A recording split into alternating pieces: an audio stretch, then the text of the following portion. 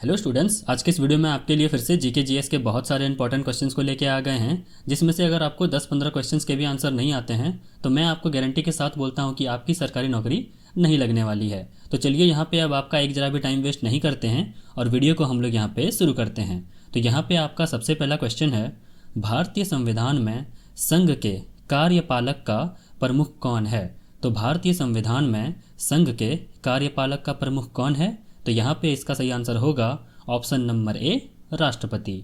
उसके बाद यहाँ पे आपका अगला क्वेश्चन है, रॉलेट एक्ट 1919 को किसके नाम से जाना जाता है? तो रॉलेट एक्ट 1919 को किसके नाम से जाना जाता है? तो यहाँ पे इसका सही आंसर होगा option number A, black act. एक बार फिर से सुनिएगा, option number A, black act. उसके बाद यहाँ पे आपका अगला क्वेश्चन है, भारत का पहला राज्य जो 100% घरेलू बिजली कनेक्शन वाला बना कौन सा था? तो भारत का पहला राज्य जो 100% घरेलू बिजली कनेक्शन वाला बना कौन सा था? तो यहाँ पे इसका सही आंसर होगा ऑप्शन नंबर ए, गोवा। उसके बाद यहाँ पे आपका अगला क्वेश्चन है, भारत का पहला राज्य जो पूर्ण रूप से जीरो वेस्ट वाला बना कौन सा है? तो भारत का पहला राज्य जो पूर्ण रूप से जीरो वेस्ट वाला बना कौन सा है? तो यहाँ पे इसका सही आंसर होगा ऑप्शन नंबर बी, केरल। उसके बाद यहाँ पे आपका अगला क्वेश्चन है, भारतीय संविधान में राज्यसभा की अधिकतम संख्या कितनी होती है? तो भारतीय संविधान में राज्यसभा की अधिकतम संख्या कितनी होती है? तो यहाँ पे इसका सही आंसर होगा ऑप्शन नंबर ए, 250। उसके बाद यहाँ पे आपका अगला क्वेश्चन है, भारत में रेलवे की शुरुआत कब और कहाँ से हुई? तो भारत में रेलवे की शुरुआत कब और कहाँ से हुई? तो यहाँ पे इसका सही आंसर होगा ऑप्शन नंबर ए, 16 अप्रैल 1853 में शुरू हुआ था, जो कि बॉम्बे से थाने चला था। उसके बाद यहाँ पे आपका अगला क्वेश्चन है, कनिष्क किस वंश का शासक था? तो कनिष्क किस वंश का शासक था? तो यहाँ पे इसका सही आंसर होगा ऑप्शन नंबर सी, कुषाण। एक बार फिर से सुनिएगा, ऑप्शन नंबर सी, कुषाण। उसके बाद यहाँ पे आपका अगला क्वेश्चन है, भारतीय संविधान में राज्यसभा के अध्यक्ष कौन होते हैं? तो भारतीय संविधान में राज्यसभा के अध्यक्ष कौन होते हैं? तो यहाँ पे इसका सही आंसर होगा ऑप्शन नंबर ए, उपराष्ट्रपति। उसके बाद यहाँ पे आपका अगला क्वेश्चन है, हल्दी घाटी का युद्ध किसके बीच हुआ था? तो हल्दी घाटी का युद्ध किसके बीच हुआ था? तो यहाँ पे इसका सही आंसर होगा ऑप्शन नंबर ए, अकबर और महाराणा प्रताप के बीच में। उसके बाद यहाँ पे आपका अगला क्वेश्चन है, ट्रॉपिक ऑफ कैंसर भारत के कितने राज्यों से गुजरता है? तो ट्रॉपिक ऑफ कैंसर भारत के कितने राज्यों से गुजरता है?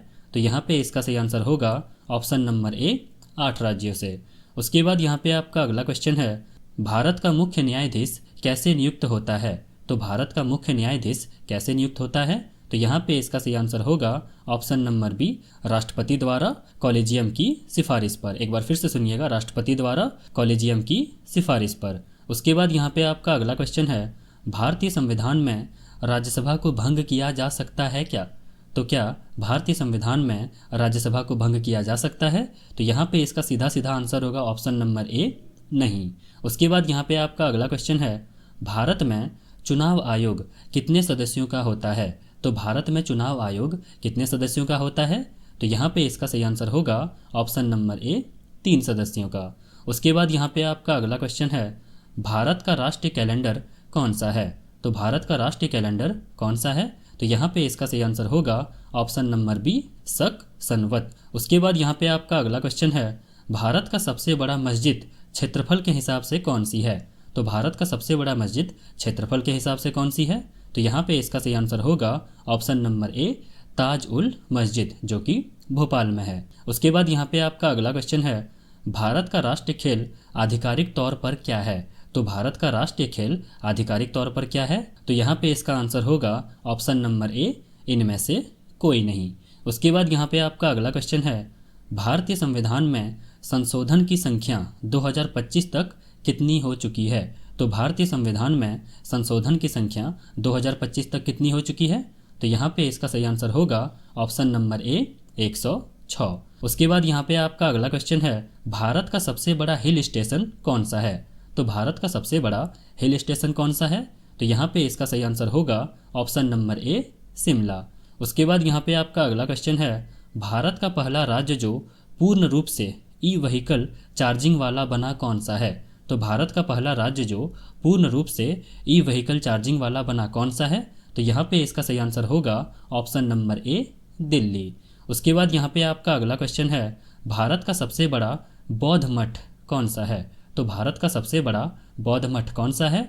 तो यहाँ पे इसका सही आंसर होगा ऑप्शन नंबर ए, त्वांग मठ। एक बार फिर से सुनिएगा, ऑप्शन नंबर ए, त्वांग मठ। उसके बाद यहाँ पे आपका अगला क्वेश्चन है, भारतीय संविधान में लोकसभा की अधिकतम संख्या कितनी हो सकती है? तो भारतीय संविधान में लोकसभा की अधिकतम संख्या कितनी हो सकती है? तो यहाँ पे इसका सही आंसर होगा ऑप्शन नंबर ए, 552। उसके बाद यहाँ पे आपका अगला क्वेश्चन है, भारत का सबसे बड़ा द्वीप कौन सा है? तो भारत का सबसे बड़ा द्वीप कौन सा है? तो यहाँ पे इसका सही आंसर होगा option number A, middle Andaman. उसके बाद यहाँ पे आपका अगला क्वेश्चन है, भारत का पहला राज्य जो पूर्ण रूप से एलईडी बल्ब वाला बना कौन सा था? तो भारत का पहला राज्य जो पूर्ण रूप से एलईडी बल्ब वाला बना कौन सा था? तो यहाँ पे इसका सही आंसर होगा ऑप्शन नंबर ए, गुजरात। उसके बाद यहाँ पे आपका अगला क्वेश्चन है, भारत का सबसे बड़ा जैन मंदिर कौन सा है? तो भारत का सबसे बड़ा जैन मंदिर कौन सा है?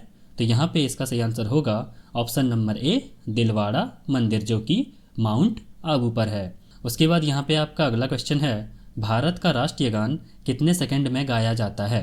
तो भारत का राष्ट्रीय गान कितने सेकंड में गाया जाता है? तो ये काफ़ी ज़्यादा इजी क्वेश्चन है और मैं चाहता हूँ कि आप लोग इस क्वेश्चन का आंसर मुझे कमेंट करके बताएं। उसके बाद यहाँ पे आपका अगला क्वेश्चन है, भारतीय संविधान में केंद्र शासित प्रदेशों की संख्या कितनी है 2025 तक? तो भारतीय संविधान में केंद्र शासित प्रदेशों की संख्या कितनी है 2025 तक? तो यहाँ पे इसका सही आंसर होगा ऑप्शन नंबर ए, 8। उसके बाद यहाँ पे आपका अगला क्वेश्चन है, भारत का सबसे बड़ा चर्च कौन सा है? तो भारत का सबसे बड़ा चर्च कौन सा है? तो यहाँ पे इसका सही आंसर होगा option number D, Medak church. एक बार फिर से सुनिएगा, option number D, Medak church. उसके बाद यहाँ पे आपका अगला क्वेश्चन है, भारत का पहला राज्य जो पूर्ण रूप से स्मार्ट मीटर वाला बना कौन सा है? तो भारत का पहला राज्य जो पूर्ण रूप से स्मार्ट मीटर वाला बना कौन सा है? तो यहाँ पे इसका सही आंसर होगा ऑप्शन नंबर ए, बिहार। ये काफ़ी चौंकाने वाली बात है। उसके बाद यहाँ पे आपका अगला क्वेश्चन है, भारतीय संविधान में केंद्र राज्य संबंध किस भाग में है? तो भारतीय संविधान में केंद्र और राज्य संबंध किस भाग में है? तो यहाँ पे इसका सही आंसर होगा ऑप्शन नंबर ए, भाग 11 में। उसके बाद यहाँ पे आपका अगला क्वेश्चन है, भारतीय संविधान में राज्यसभा के सदस्यों का कार्यकाल कितना है? तो भारतीय संविधान में राज्यसभा के सदस्यों का कार्यकाल कितना है? तो यहाँ पे इसका सही आंसर होगा ऑप्शन नंबर ए, 6 वर्ष। उसके बाद यहाँ पे आपका अगला क्वेश्चन है, भारत का राष्ट्रीय नदी कौन सी है? तो भारत का राष्ट्रीय नदी कौन सी है? तो यहाँ पे इसका सही आंसर होगा ऑप्शन नंबर ए, गंगा नदी। उसके बाद यहाँ पे आपका अगला क्वेश्चन है, भारतीय संविधान में मौलिक कर्तव्य किस संशोधन से जोड़े गए? तो भारतीय संविधान में मौलिक कर्तव्य किस संशोधन से जोड़े गए? तो यहाँ पे इसका सही आंसर होगा ऑप्शन नंबर ए, 42वां संविधान संशोधन। उसके बाद यहाँ पे आपका अगला क्वेश्चन है, भारत का सबसे बड़ा हिंदू मंदिर विदेश में कौन सा है? तो भारत का सबसे बड़ा हिंदू मंदिर विदेश में कौन सा है? तो यहाँ पे इसका सही आंसर होगा ऑप्शन नंबर ए, अंगकोरा वाट, जो कि कंबोडिया में है। एक बार फिर से सुनिएगा, ऑप्शन नंबर ए, अंगकोरा वाट, जो कि कंबोडिया में है। उसके बाद यहाँ पे आपका अगला क्वेश्चन है, भारत का राष्ट्रीय खेल दिवस कब मनाया जाता है? तो भारत का राष्ट्रीय खेल दिवस कब मनाया जाता है? तो यहाँ पे इसका सही आंसर होगा ऑप्शन नंबर ए, 29 अगस्त को। उसके बाद यहाँ पे आपका अगला क्वेश्चन है, भारतीय संविधान में मौलिक अधिकारों का संरक्षण किस अनुच्छेद में है? तो भारतीय संविधान में मौलिक अधिकारों का संरक्षण किस अनुच्छेद में है? तो यहाँ पे इसका सही आंसर होगा ऑप्शन नंबर ए, अनुच्छेद 32 में। उसके बाद यहाँ पे आपका अगला क्वेश्चन है, साल 1992 में विवादित बाबरी मस्जिद विध्वंस के समय उत्तर प्रदेश के मुख्यमंत्री कौन थे?